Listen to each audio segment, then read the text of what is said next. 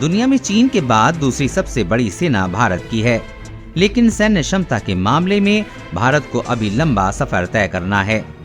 हाल में 140 देशों की सेनाओं पर आधारित global fire power annual defence review जारी किया गया, जिसमें कहा गया है कि दुनिया में चौथी सबसे ताकतवर सेना भारत की है। साल 2022 की इस रैंकिंग में अमेरिका टॉप पर है, दूसरे नंबर पर है रूस और उसके बाद है चीन की सेना। इंडियन आर्मी के बाद 5वें स्थान पर रही जापान की सेना। GEP के अनुसार भारत के पड़ोसी पाकिस्तान की सेना दुनिया भर में ताकत के लिहाज से 9वें स्थान पर है।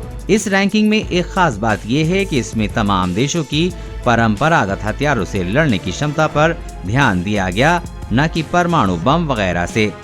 इसकी वजह यह है कि सभी देशों के पास परमाणु क्षमता नहीं है। इस रैंकिंग में इस बात पर भी ध्यान नहीं दिया गया कि किस देश में किस हथियार प्रणाली के विकास पर काम हो रहा है।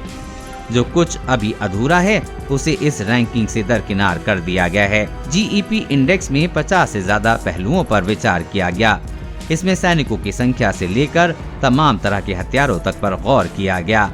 ये भी देखा गया कि सेना की माली हालत कैसी है।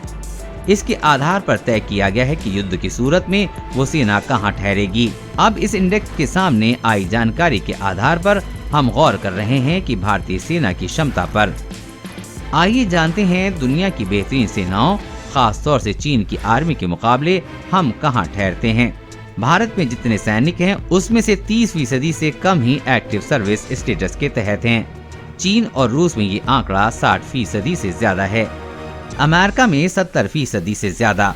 लेकिन भारत में पैरामिलिट्री फोर्स का जबरदस्त बैकअप भी है। इन अर्धसैनिक बलों को भारत के कुल रिजर्व मिलिट्री मैन पावर से मिलाकर देखें तो आंकड़ा 36,82,000 हो जाता है। ऐसे सैनिकों को जरूरत पड़ने पर किसी भी ड्यूटी के लिए बुलाया जा सकता है। इस तरह से देखें तो ये आंकड़ा चीन के मुकाबले 3 गुना है। लिहाजा GFP के अनुसार कुल उपलब्ध सैनिकों के हिसाब से भारत के पास 51,32,000 सैनिक हैं। चीन के मामले में संख्या 31,34,000 सैनिकों की है। GEP में ये भी देखा जाता है कि देश की आबादी का कितना हिस्सा हर साल मिलिट्री में भर्ती होने वाली उम्र में पहुंच रहा है। किसी भी देश में कुल उपलब्ध मिलिट्री मैन पावर तय करने में ये पहलू काफी अहम होता है। भारत इस मामले में भी चीन और दूसरे देशों से आगे है। अनुमान है कि भारत की आबादी का 1.7% हिस्सा यानी कि लगभग 23 लाख लोग हर साल मिलिट्री एज में पहुंचते हैं।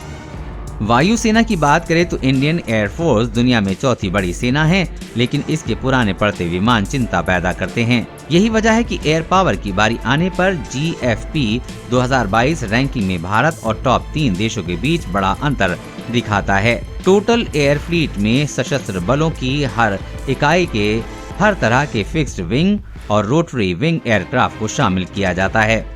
इस पैमाने पर अमेरिकी वायुसेना भारत के मुकाबले 6 गुनी बड़ी है। रूस का एयर फ्लीट भारत के मुकाबले लगभग 2 गुना है।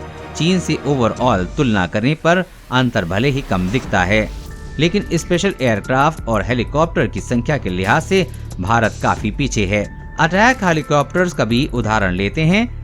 ये युद्ध के लिहाज से बेहद अहम होते हैं। ये आर्मी या एयरफोर्स सर्विसेज के तहत रखे जाते हैं। बख्तरबंद गाड़ियों का या खंदकों में छिपे दुश्मनों के सैनिकों से निपटने में इनका काफी उपयोग होता है। चीन के पास ऐसे 281 हेलीकॉप्टर हैं और वो GFP के इंडेक्स में तीसरे पायदान पर है। भारत के पास केवल 37 हेलीकॉप्टर हैं, लिहाजा भारत की रैंकिंग 17 है।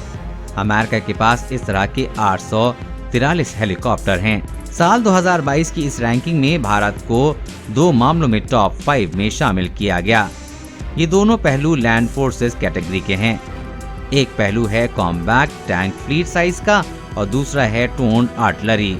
टोन्ड आर्टिलरी यानी कि ऐसे हथियार जो युद्ध क्षेत्र में मूवमेंट के हिसाब से तैयार किए गए हों। इस मामले में रूस और साउथ कोरिया के बाद भारत तीसरे स्थान पर है, चीन 10वें और अमेरिका 12वें पायदान पर है। भारत के पास दुनिया में 5वां सबसे बड़ा कॉम्बैक्ट टैंक फ्लीट है, लेकिन आधुनिक सेल्फ प्रोपेल्ड आर्टिलरी की बारी आने पर भारत पिछड़ा दिखता है। इस मामले में इसकी 37वीं रैंक है। यहाँ तक कि इसमें पाकिस्तान भी इससे आगे है।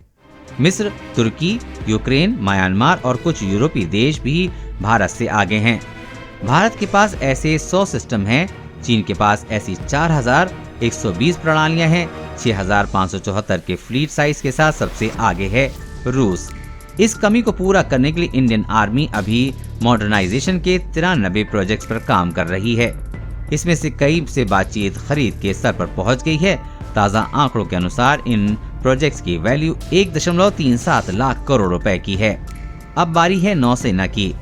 भारत के पास कुल 295 युद्धपोत और पनडुब्बियां हैं। इस तरह 140 देशों के बीच भारत की नौसेना 7वें नंबर पर है।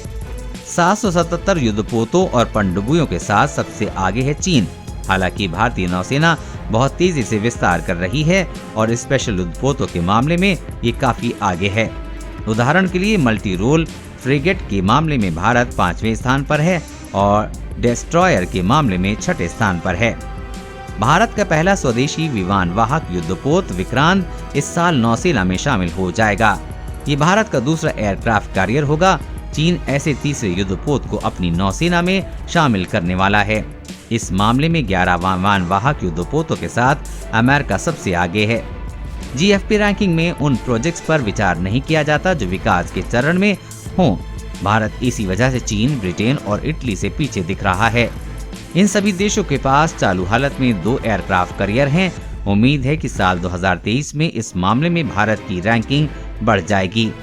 खराब बात लेकिन ये है कि भारत के पास एक भी काउंटर माइन वारफेयर शिप नहीं है।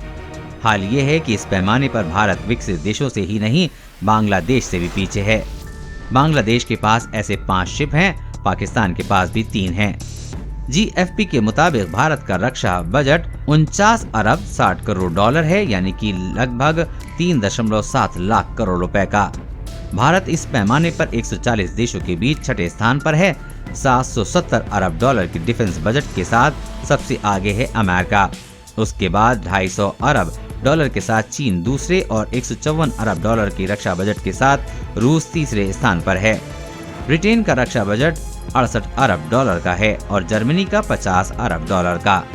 दोनों देशों के पास हैं परमाणु हथियार।